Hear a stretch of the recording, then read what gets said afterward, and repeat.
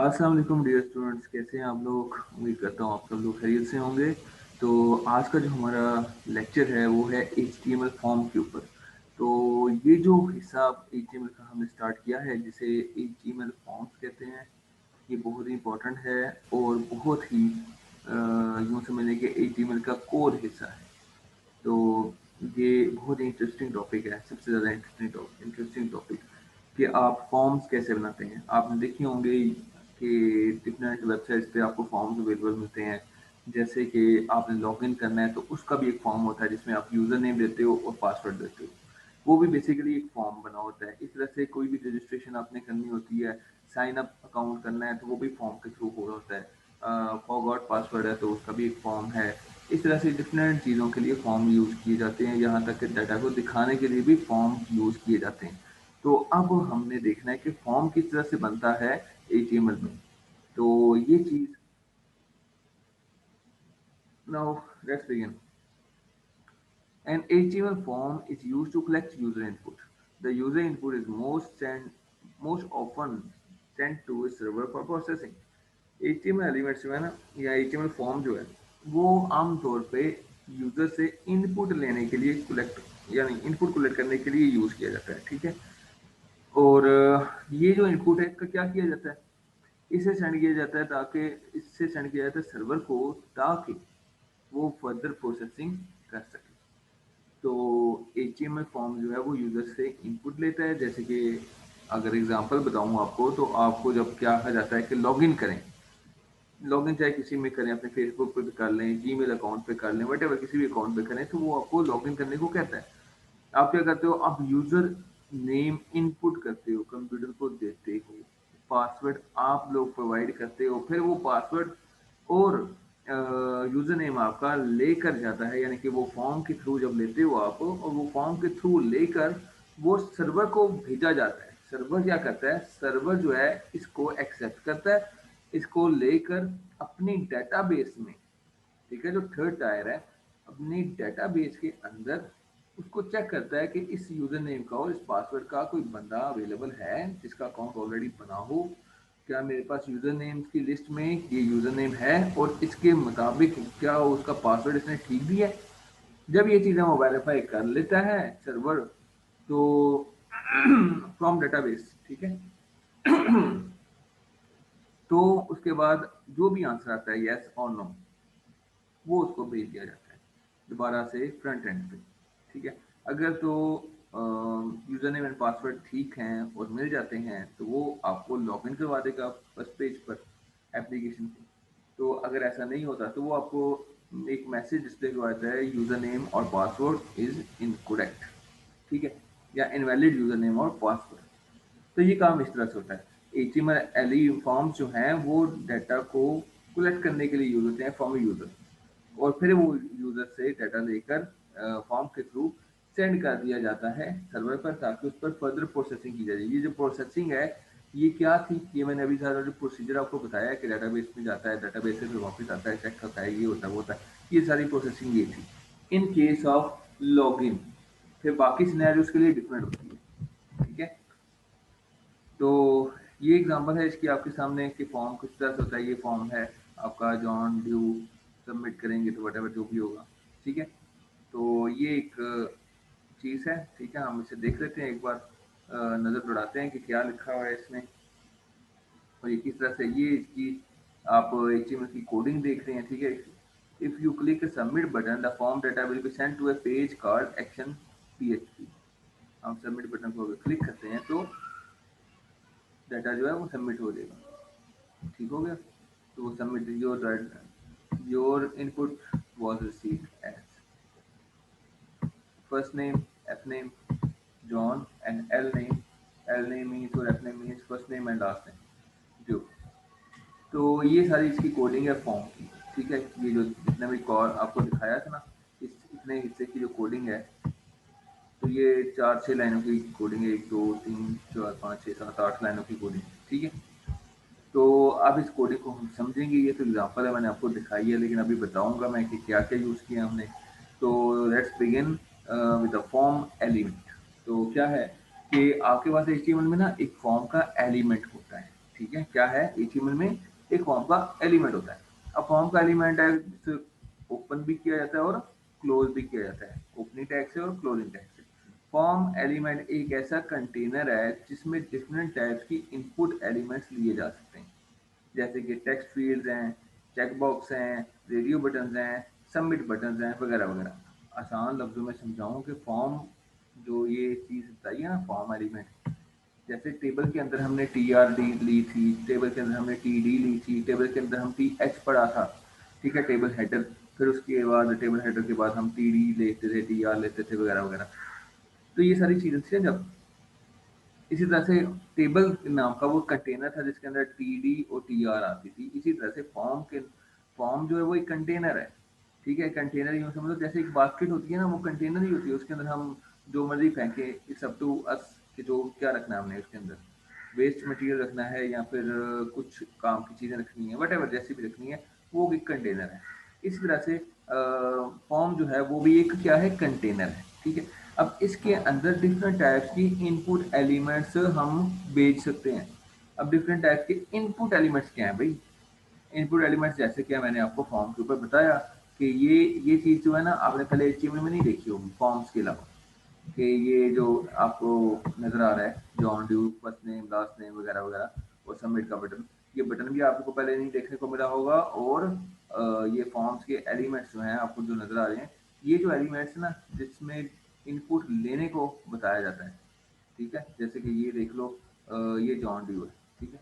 इधर मैं अपना नाम भी लिख सकता हूँ, लाइक दिस मोहम्मद, और यहाँ पर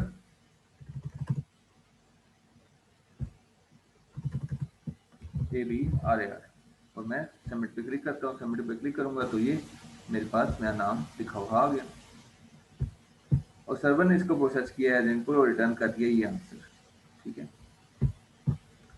तो नॉर्मली ये जो फील्ड्स आपको नज़र आ रही हैं, ये जो फील्ड्स नज़र आई थी आपको, ये जिसके अंदर हम डाटा इनपुट दे सकते हैं, ठीक है। यहाँ पे भी हम दे सकते हैं कुछ भी। अभी देखिए मैंने खाली डाटा भेजा तो कुछ भी नहीं आया लिखा, ठीक है। तो ये जो चीज़ है ना आपको नज़र आ रही थी, जिसके अंदर हम नाम एंटर कर सकते हैं, फर्स्ट नेम दे सकते हैं, लास्ट नेम दे सकते हैं, यूज़र दे सकते हैं, ये इनपुट फील्ड है, ठीक है। और इनकी एक टाइप होती है, ठीक है, कि ये किस किस्म की इनपुट फील्ड है। अगर मैं पासवर्ड डालूंगा तो पासवर्ड मुझे आमतौर पर नज़र नहीं आएगा, तो इनपुट टाइप टेक्स्ट ये है, और इनपुट टेक्स्ट पासवर्ड जो है, इनपुट टाइप और पासवर्ड जो है वो दूसरी होगी। फिर इसके अलावा इनपुट एलिमेंट्स जो हैं वो टेक्स्ट फील्ड्स होती हैं, जो कि अभी आप देखते हैं चेक बॉक्सेस होते हैं। चेक बॉक्सेस मीन्स के वो क्या है, चेक बॉक्सेस मैं आपको बता देता हूँ यहाँ पे, मे बी आपको नजर आ जाए, ये these are check boxes, I have car, bike, ये वगैरह वगैरह, ये चेक बॉक्सेस हैं, ठीक है। तो ये भी हो सकते हैं उस कंटेनर फॉर्म के अंदर। फिर रेडियो बटन्स हैं, वो भी हो सकते हैं, जैसे कि ये रेडियो बटन्स क्या है कि आपकी जेंडर क्या है, फीमेल, मेल, क्या है या अदर, वट एवर एक ही सिलेक्ट होगा। चेक बॉक्सेस में एक से ज़्यादा सिलेक्ट हो सकते हैं, ठीक है।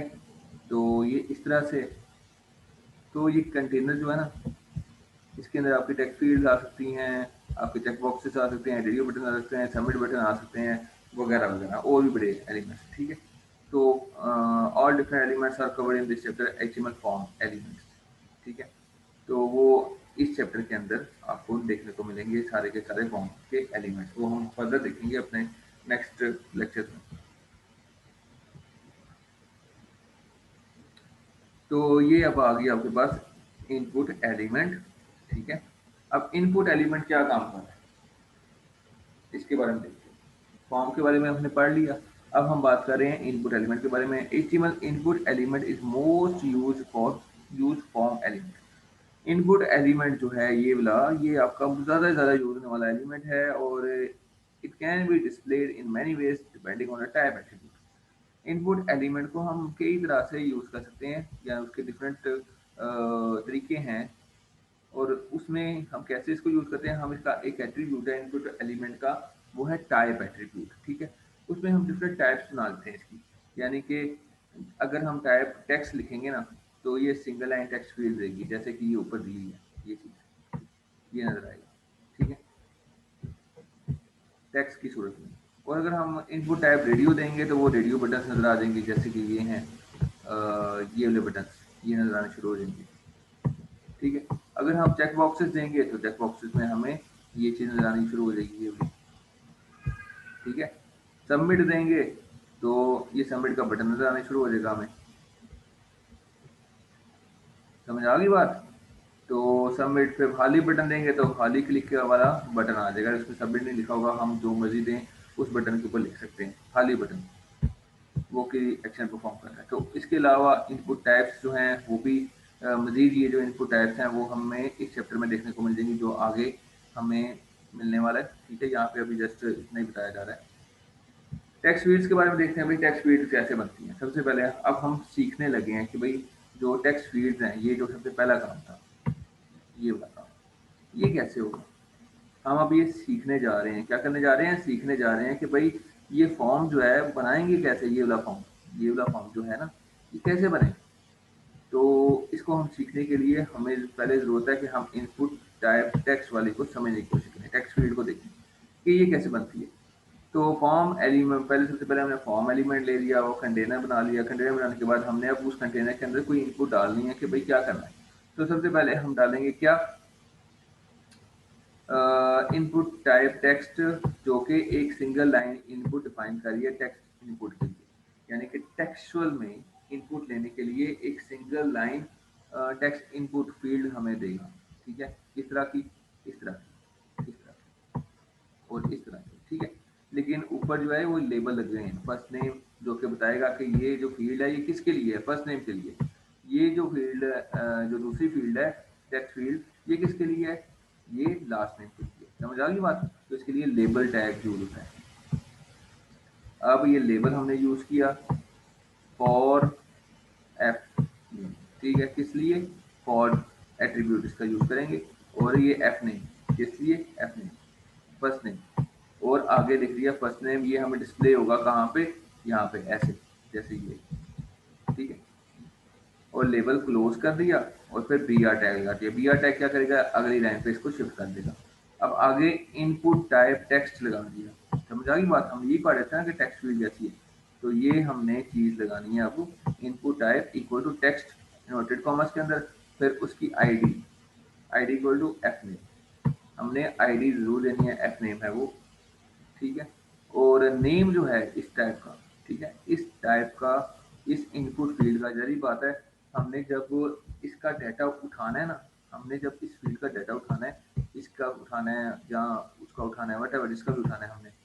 ठीक है, तो ये जो मैंने डाटा अभी मोहम्मद अबरार लिख रही है यहाँ पे, ये जब डाटा मुझे पिक करके सर्वर को भेजना है, तो मैं कैसे भेजूंगा, मुझे इन फील्ड्स के नेम का पता होना चाहिए। इन फील्ड, ये जो फील्ड्स है ना, इनके नेम को पता होना चाहिए। ये नहीं नेम, ये क्या है, मोहम्मद ये डाटा है, अबरार ये डाटा है, ये नेम नहीं है। इस फील्ड का एक नेम है, इस इनपुट टाइप का एक नेम होगा। वो नेम एट्रीब्यूट से हम इस फील्ड को एक नेम दे देंगे। किस लिए ये नेम, एफ नेम के लिए। आईडी जो है वो एफ नेम आप दे दें, वैसे ही दे दें, ना भी लिखें तो कोई नहीं, लेकिन लिख दें तो अच्छी बात है, ये कभी यूज हो सकती है। फिर बी आर टैग लगाएं। फिर नेक्स्ट, अब ये यहाँ तक आपका काम हो चुका है, इधर तक ये नेम और फर्स्ट टर्म। अब आगे लास्ट नेम के लिए दोबारा से आपको लेबल लगाना पड़ेगा, ताकि आपका दूसरी फील्ड भी आ जाए आपके सामने। तो ये लेबल लगाएगा, ठीक है, और लास्ट नेम लिख दिया आपने, और इनपुट टाइप टेक्स्ट, और आईडी एल नेम, और नेम उसका एल नेम, और फिर फॉर्म का एलिमेंट आपने क्लोज कर दिया। अब इसको हम ट्राई करते हैं, लेकिन इसके अंदर एक दो चीज़ें भी हैं। ठीक है, अब ये देखें सिंपल क्या लिखा हुआ है, फॉर्म, और ये फॉर्म क्लोज हो गया। फॉर्म के अंदर हमने ये सिंपल सा डाटा लिख दिया। समझा गई? और यहाँ पे एक चीज एडिशन है, वैल्यू जॉन, वैल्यू ड्यू। समझा गई? John due. अब ये जॉन ड्यू है, यहाँ पे तो ऑलरेडी लिखा हुआ आ रहा है भाई, मैंने तो नहीं लिखा, लेकिन ऑलरेडी लिखा हुआ है। तो जो चीज़ ऑलरेडी आप चाहते हैं कि पहले से लिखी हुई जाए, वो वैल्यू एट्रीब्यूट में आपने लिख देनी। लाइक मैं कहता हूँ मुझे यहाँ पे मेरा नेम मोहम्मद, फर्स्ट नेम की जगह मोहम्मद लिखा है और लास्ट नेम की जगह ब्राउन लिखा है। तो मैं रन करता हूँ इसको, तो ऑलरेडी मुझे ये चीज़ नजर आएगी। तो अगर मैं कहता हूँ मुझे कुछ नहीं चाहिए भाई, तो वैल्यू में आपने एम्प्टी छोड़ देना है, तो आपको कुछ भी नजर नहीं आएगा। वो आपने खुद ही देनी है वैल्यू। फिर क्या होगा, जब आप खुद देंगे तो वो वैल्यू इस जगह पर ऑटोमेटिकली आ जाएगी, खुद से कोड के अंदर नहीं आएगी, रनिंग करते हुए आएगी। ठीक है, जब चीज रन हो रही होगी ना तभी आएगी। To note that the form itself is not visible.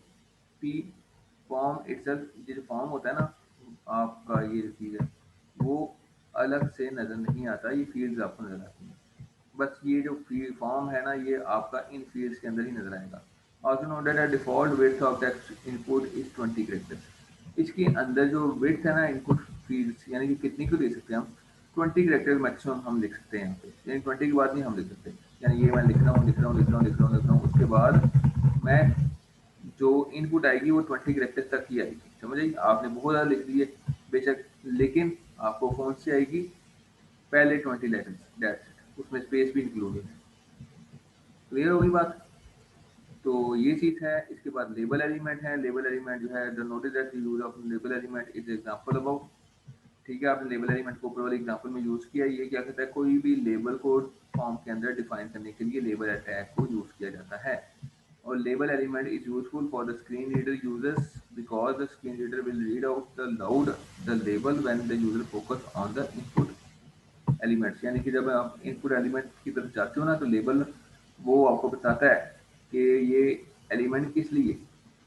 or label element can help users who have difficulty click on very small region such as radio buttons and checkbox because the user clicks on the text within the label element, it toggles the radio button or checkbox।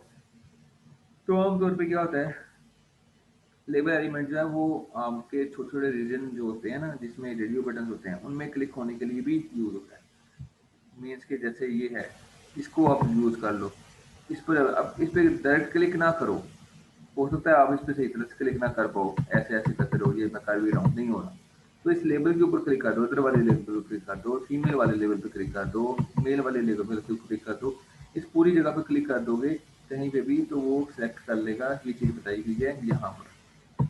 और for attribute जो है label tag में should be equal to ID attribute of input element to bind them together. Basically जो कहता है कि वो for attribute जो है ना लेबल टैग का, वो इक्वल है आईडी एट्रीब्यूट के इनपुट टैग से, जो कि इन दोनों को बाइंड कर देता है, बांध देता है। ठीक है, तो ये यहाँ तक हो गया। अब थोड़ा सा रेडियो बटन्स के बारे में देख लेते हैं, रेडियो बटन्स क्या कहते हैं। तो रेडियो बटन जो है उसमें हमने इनपुट टाइप टेक्स्ट, पहले क्या था इनपुट टाइप टेक्स्ट, वो टेक्स्ट फील्ड के लिए था। ठीक है, अब यहाँ पे हमने रेडियो बटन डाल दिया जो कि रेडियो बटन से डिफाइन करेगा। रेडियो बटन कौन से होते हैं जनाब, रेडियो बटन इनको बोलते हैं, ये जो आप देख रहे हो ये इनको बोलते हैं। अगर आप कहते हो फॉर्म के अंदर ये भी आए तो आपने रेडियो लिख देना है टाइप की जगह पर, फिर आईडी मेल। ठीक है, अब एक रेडियो बटन जो है ये एक के लिए होगा, मीन्स के इनपुट टाइप रेडियो बटन या radio, ID male, name, gender, value male, ये चीज़ें आपने रखनी है। और फिर आगे लेबल आपने लिख देना है जो कि आपको दिखाई देगा यहाँ पे। ठीक है, ये चीज़ मैं इसको आपको प्रैक्टिकली दिखाता हूँ ताकि हम उसमें थोड़ी सी ना कमी पेशी करें ताकि आपको पता चले। अब देखिए ये रेडियो बटन है और आईडी जो है यहाँ पे क्या दिया, मेल, नेम क्या है, जेंडर, क्या है जेंडर, और वैल्यू यानी कि जब मैं इस पर क्लिक करूं तो वैल्यू क्या जाएगी, ये मेल जाएगी। ये लिखा हुआ जो वैल्यू सर्वर को जाएगी वो कौन सी जाएगी, ये मेल। और ये आपने लिखनी है, इस सूरत में आपने क्या करना है, लिखनी है। अगर आप नहीं लिखते ना इस सूरत में तो वैल्यू जो है वो नहीं जा सकेगी। समझ आ गई बात। इनपुट टाइप में तो आप इनपुट करके वैल्यू देते हो ना, इसमें ऑलरेडी दी हुई है। इसमें आपने सेलेक्ट करना है कि कौन सी, मैं कौन हूँ, मेल हूँ, फीमेल हूँ या अंदर हूँ, क्या हूँ। ठीक है, तो ये आपको ही पता है कि आप क्या हो, तो आप अपने हिसाब से दे दीजिएगा। ठीक है, आगे ये जो चीज़ है ना, ये जो मेल लिखा हुआ है इतना हिस्सा, ये जो रेडियो बटन है ना ये गोल दायरा, इसका कोड ये है ये। और आगे जो मेल लिखा हुआ है ना मेल, इसका कोड क्या है, इसका कोड ये वाला, ये वाला, ये लेबल फॉर मेल। आगे ये चीज आपको नजर आ रही है, अगर नहीं यकीन तो मैं आपको ना एक्स वाई जी करके करता हूँ। ये देखिए, ये चीज़ यहाँ पे आपको डिस्प्ले हो रही है, समझ आई? यहाँ पे जो कंटेंट दोगे वो डिस्प्ले होगा। मैं इसको क्रॉस करता हूँ और फिर लेबल टैग 1 और बी आर। अगर आप बी आर नहीं लगाते तो अगला एलिमेंट भी आपके सामने आ जाएगा, जैसे ये देखिए। ठीक है, तो बी आर यहाँ पे लगाना बंद करता है।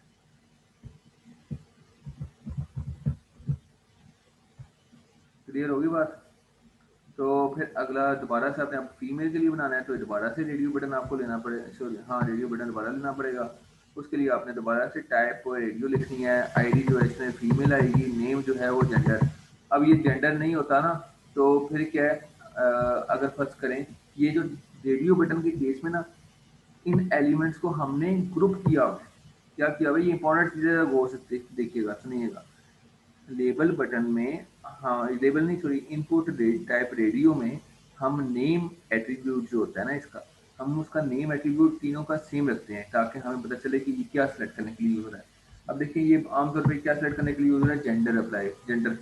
हमने क्या किया, अब देखिए रेडियो बटन है ना, तो रेडियो बटन तीनों ऑप्शन में से किसी एक पे क्लिक हो। अगर ऐसा नहीं होता, अगर मैं जेंडर की जगह चेंज कर देता हूँ, लाइक एस लिख देता हूँ, जेंडर लिख देता हूँ और अब क्लिक करता हूँ, तो अब मैं ये जेंडर, ये भी अब देखिए, यानी कि मेल पे मैंने जेंडर लगाया, जेंडर्स लगा दिया, एक एस का इजाफा किया, बाकी दो जेंडर्स ही हैं। इन दोनों के अंदर ये ऑप्शन रहेगी कि दोनों में से कोई एक सेलेक्ट करो, क्योंकि हमने इनको इन दोनों को ग्रुप कर दिया हुआ है नेम से। नेम इनका सेम है इसलिए